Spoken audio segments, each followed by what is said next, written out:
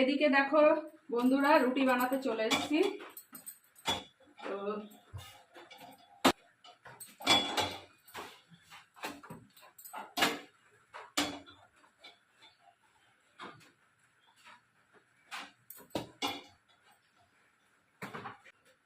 তো চলো ফুলকো ফুলকো রেডি রুটি।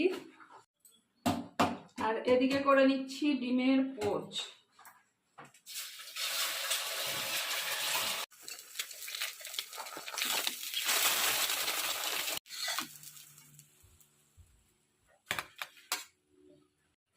আর এদিকে খেতে বসে গেছি, এই যে ডিমের পোচ, রুটি, তরকারি, আর এই যে মেয়ে খাবে ডিম পোচ দিয়ে পান্তা ভাত।